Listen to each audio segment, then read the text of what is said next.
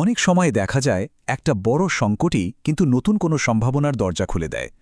বাংলাদেশের অর্থনীতির ক্ষেত্রেও ঠিক তেমনই একটা ব্যাপার ঘটেছে।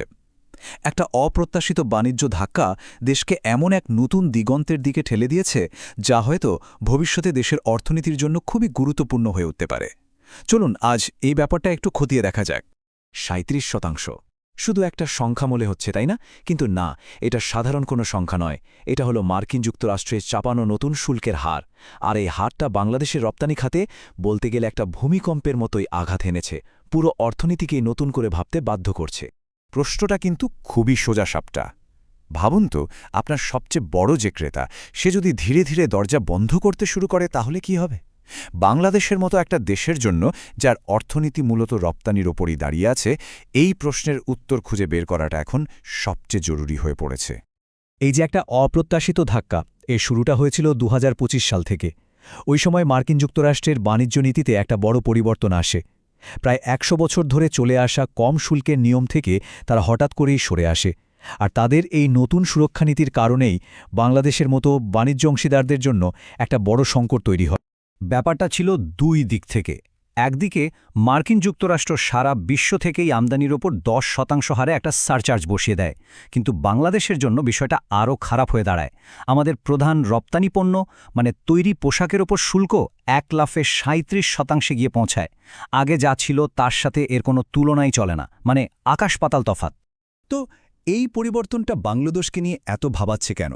কারণটা হলো, আমাদের অর্থনীতি অপাদেরভাবে শুধু একটা বাজারের ওপরই নির্ভরশীল। মার্কিন বাজার আমাদের জন্য ঠিক কতটা গুরুত্বপূর্ণ, সেটা পরের পরিসংখ্যানটা দেখলেই একদম পরিষ্কার হয়ে যাবে। একবার শুধু পার্থক্যটা দেখুন। ২০২৪-২৫ অর্থবছরে যুক্তরাষ্ট্রে আমাদের রপ্তানি প্রায় $৮.৭ বিলিয়ন, আর অন্যদিকে ব্রাজিলে মাত্র $১৭০ মিলিয়ন। এই যে বিশাল একটা ফরাক, এটাই কিন্তু চোখে আঙুল দিয়ে দেখিয়ে দিচ্ছে ঝুঁকিটা ঠিক কোথায়।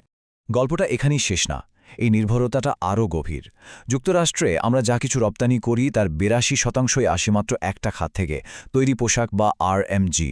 তার মানে শুধু একটা বাজার নয়, আমরা একটা নির্দিষ্ট পণ্যের ওপরও মারাত্মকভাবে নির্ভরশীল, যা আমাদের অর্থনীতিকে দ্বিগুণ ঝুঁকিতে ফেলে দিয়েছে। তো এই আরএমজি বা তৈরি পোশাক খাতটা আসলে কি? সোজা কথায় এটাই আমাদের অর্থনীতির মূল ইঞ্জিন। নিটওয়্যার, ওভেন পোশাকের মতো পণ্যগুলো এই খাতের অংশ। প্রতি বছর $৪৭ বিলিয়ন বেশি বৈদেশিক মুদ্রা আসে এই খাত থেকে। দেশের লক্ষ লক্ষ মানুষের কর্মসংস্থানও এর উপরেই নির্ভরশীল। তো আমেরিকার এই শুল্ক সংকটের পর বাংলাদেশ কিন্তু বসে নেই। তারা এখন এমন একটা নতুন অঞ্চলের দিকে তাকাচ্ছে, যার কথা আগে হয়তো এতটা গুরুত্ব দিয়ে ভাবা হয়নি। এই সংকটময় মুহূর্তে লাতিন আমেরিকা একটা সম্ভাব্য লাইফলাইন হিসাবে সামনে আসছে। লাতিন আমেরিকার বাজারের সম্ভাবনা কিন্তু বিশাল। ভাবুন তো একবার, প্রায় ৬৫০ মিলিয়ন ভোক্তা। সেখানকার মধ্যবিত্ত শ্রেণী দিন দিন বড় হচ্ছে, নতুন নতুন পণ্যের চাহিদাও বাড়ছে। সব মিলিয়ে এই বাজারটা বাংলাদেশের জন্য খুবই আকর্ষণীয় একটা জায়গা। কিন্তু সমস্যা হলো, ব্রাজিলের সাথে আমাদের ব্যবসা বাণিজ্যের সম্পর্কটা এখন একদম একতরফা। যেমন দেখুন, ২০২২-২৩ অর্থবছরে আমরা ব্রাজিলে পণ্য পাঠিয়েছি মাত্র $১৭০ মিলিয়ন, অথচ আমদানি করেছি প্রায় $২.৬ বিলিয়ন পণ্য।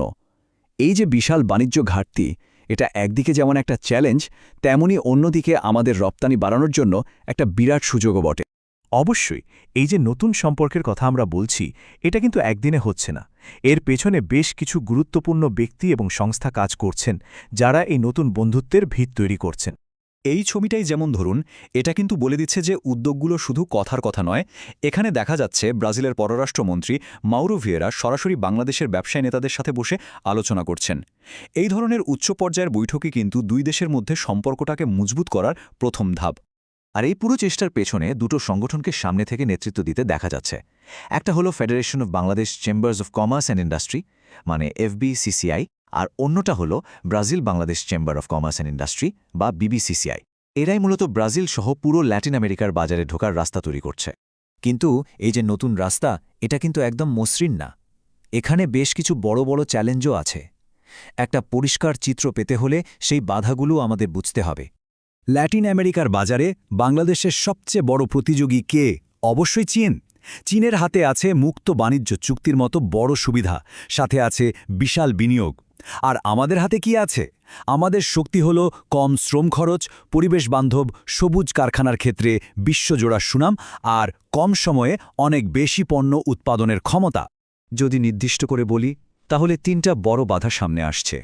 ১ নম্বর হল কোনো বাণিজ্য চুক্তি না থাকায় ব্রাজিলে পোশাক পাঠাতে গেলে ২৫% পর্যন্ত শুল্ক দিতে হয়।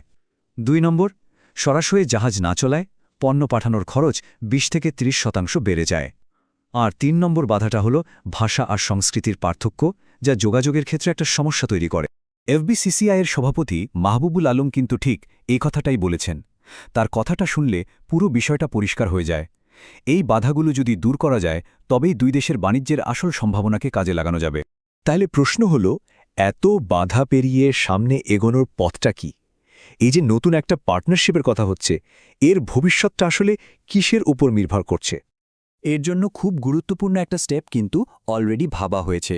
সেটা হলো সাও পাওলোতে মেড ইন বাংলাদেশ এক্সপো 2025 আয়োজন করা। এই ধরনের একটা মেলা হলে ব্রাজিলিয়ান ক্রেতারা সরাসরি আমাদের পণ্যগুলো দেখতে পারবে, যার নতুন ব্যবসায়িক সম্পর্ক তৈরির জন্য দারুণ একটা সুযোগ। তাহলে পুরো ঘটনা প্রবাহটা যদি আমরা পরপর সাজাই তাহলে ব্যাপারটা দাঁড়ায় এরকম। ২০২৫ সালের এপ্রিলে মার্কিন শুল্কের কারণে সংকটটা তৈরি হলো। এরপরে লাতিন আমেরিকার সাথে যোগাযোগ বাড়ানো শুরু হলো। বছরের শেষে এক্সপো আয়োজনের মাধ্যমে সম্পর্কটাকে আরও এক ধাপ এগিয়ে নেওয়ার পরিকল্পনা করা হলো। আর চূড়ান্ত লক্ষ্য হলো ২০২৬ সাল বা তারপরে একটা সুবিধাজনক বাণিজ্য চুক্তি করা। শেষ পর্যন্ত একটা প্রশ্ন কিন্তু থেকেই যায়, বাংলাদেশ আর ব্রাজিলের মধ্যে এই যে সাউথ সাউথ অংশীদারিত্ব, মানে উন্নয়নশীল দেশগুলোর নিজেদের মধ্যে সহযোগিতা, এটা কি বিশ্ব বাণিজ্যের মানচিত্রে একটা নতুন ধারা তৈরি করতে পারবে, নাকি এটা শুধু দুটো দেশের মধ্যেই সীমাবদ্ধ থাকবে? এর উত্তর হয়তো সময়ই বলে দেবে।